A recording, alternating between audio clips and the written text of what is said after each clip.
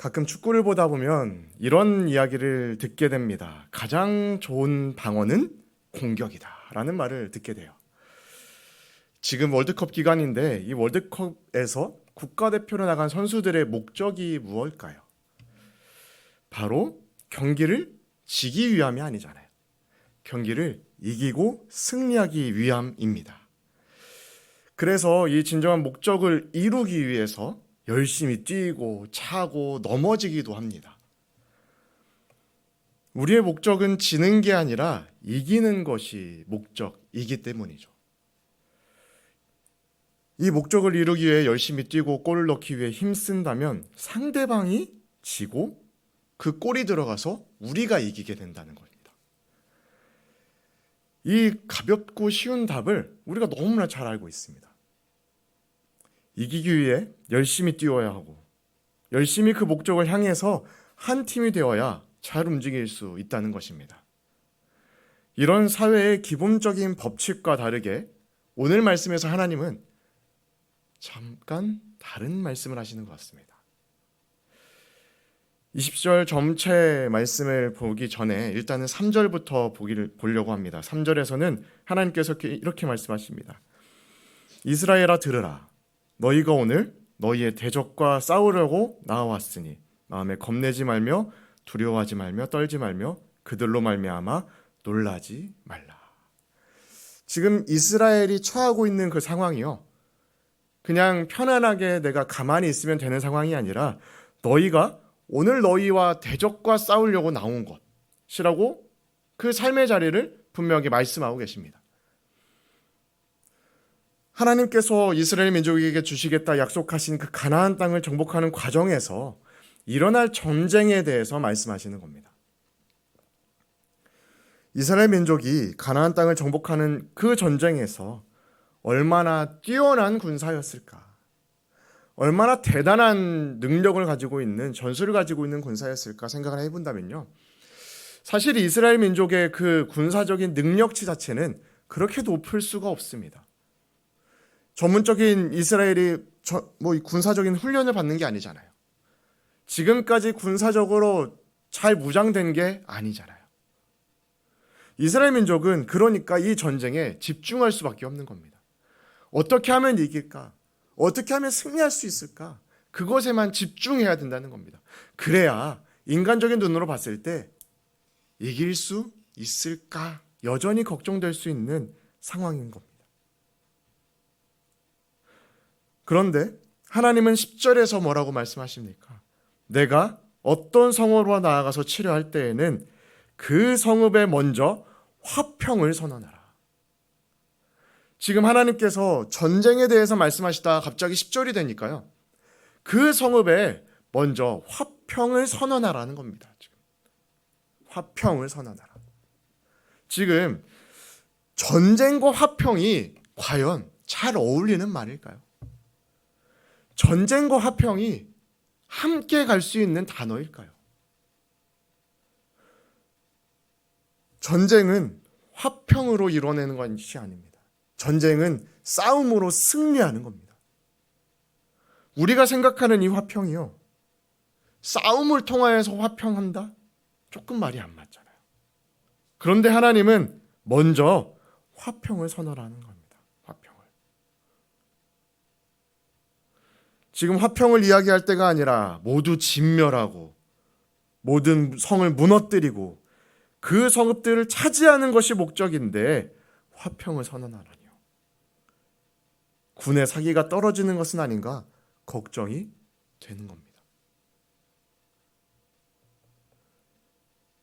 화평을 선언할 때 이 화평을 받아들이는 성읍은 어떻게 될까요? 11절에서 그 성읍이 만약 화평하기로 화답하고 너를 향하여 성문을 열거든 그 모든 주민에게 내게 조공을 바치고 너를 섬기게 할 것이요.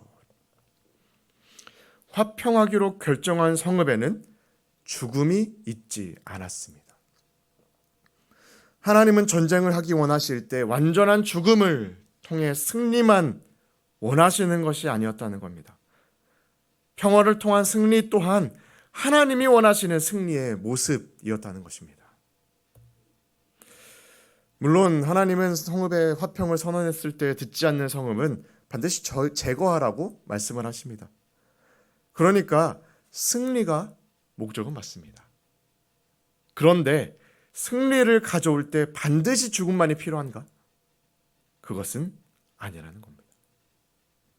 그럼에도 우리는 승리하려면 이 무조건적으로 죽음이 따라와야 된다고 생각합니다. 그게 우리가 아는, 우리가 생각하는 전쟁의 모습이고 승리의 모습입니다.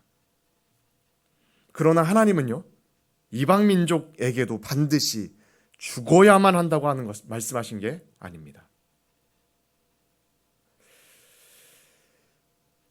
지금 한국 사회에서 전쟁이 우리의 피부로 직접 느껴지고 경험되어지는 것은 없습니다. 그러나 우리의 삶 속에서 날마다 전쟁 같은 삶을 살아가고 있는 것 같습니다. 내가 여전히 남보다 내가 더욱 앞서야 하고 내가 다른 사람을 눌러야 승리할 수 있다고 생각합니다. 그게 전쟁에 승리하는 것이고 전쟁의 목적이라고 생각을 하는 이 시대의 이 사회입니다. 세상 사람들은 이렇게 살아가야 성공한다고 믿으면서 살아갑니다. 우리는 어떻습니까? 우리도 여전히 다른 사람들을 누르고 짓밟고 일어나야만 내가 성공하고 승리한다고 믿는 것은 아닐까요? 하나님은 오늘 우리에게 말씀하십니다. 먼저 화평을 선포하라는 것입니다. 이기는 것이 목적이 될 수 있습니다. 그러나 이기려고 해서 무조건 다른 사람을 무너뜨릴 필요는 없습니다. 내가 이기고 싶어서 다른 사람을 짓밟을 필요가 없습니다. 인간적인 평가와 점수 이런 것들이 승리하게 하지 못한다고 생각할 수 있지만 더 궁극적으로 다른 사람을 그렇게 바라보면 인격적으로 존중하지 않고 하나님의 사랑을 잃어버린 채 승리에만 급급해서 상대방의 어려움과 안타까움을 바라보지 않는 그런 사람이 될 수 있다는 것입니다. 승리에만 매달리다가 정작 하나님이 그 사람도 사랑하신다는 사실을 잃어버리게 되는 겁니다. 내가 받은 은혜를 정작 다른 사람에게는 흘려보내지 못하는 사람이 되는 것입니다. 사랑하는 성도 여러분, 하나님은 전쟁 중에도 화평을 말씀하시는 분이셨습니다. 과연 우리는 화평을 우리의 삶 속에서 말하고 있을까요? 화평을 살아내고 있을까요? 여전히 전쟁에만 집중하고 전쟁하는 것에만 목적을 두고 살아가는 것은 아닐까요? 하나님은 전쟁 중에도 화평으로 다른 사람을 살리고자 하셨습니다. 오늘 이 새벽 마음속에 누군가와 전쟁을 벌이고 계신 분이 계십니까? 이미 이기려고 누리려고 마음먹은 사람이 있으십니까? 오늘은 그 사람에게 먼저 화평을 선언해 보십시오. 거창한 것이 아닙니다. 우리의 작은 인사를 먼저 건네는 것, 먼저 안부를 물어보는 것, 내가 먼저 한 걸음 그 사람에게 다가가는 것, 이것이 하나님이 말씀하신 먼저 화평을 선언하라는 말씀의 시작인 줄로 믿습니다. 작은 행동 이 하나가 전쟁에서 하나님의 사랑을 흘려보내는 하루로 변화될 줄로 믿습니다. 오늘 하루의 삶 속에서 전쟁 같은 일상이지만 하나님의 사랑을 나타내며 전하는 귀한 하루의 삶이 되시기를 주님의 이름으로 간절히 소망하며 축복합니다. 하나님 감사합니다. 오늘 이 아침에 우리의 삶을 다시 한번 점검하며 바라볼 수 있는 은혜를 우리에게 더하여 주심에 감사를 드립니다. 하나님, 우리의 삶이 참 전쟁 같을 수 있습니다. 참 승리에만 급급했던 우리의 삶의 모습인 것 같기도 합니다. 그러나 하나님, 이 아침에 우리에게 다시 한번 화평을 선포하라고 우리에게 말씀하여 주셨사오니 이 말씀을 우리의 삶 가운데에 화평을 선포하는 삶이 될 수 있도록 인도하여 주시옵소서. 우리의 마음 가운데에, 우리의 삶의 환경 가운데에 전쟁 같은 마음이 듭니까?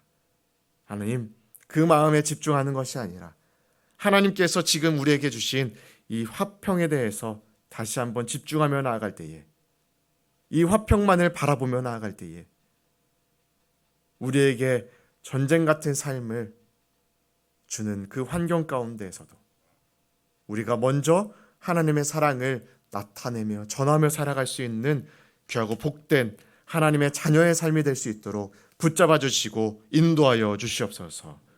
우리가 만나는 모든 이들에게 하나님의 사랑을 전하게 하시고, 우리가 만나는 모든 이들을 통하여서 하나님의 사랑을 나타내며 살아가는 귀하고 복된 우리의 하루의 삶, 우리의 온전한 그리스도인의 삶을 살아갈 수 있도록 하나님, 우리에게 은혜로 하나님의 성령의 충만한 능력으로 더하여 주시옵소서.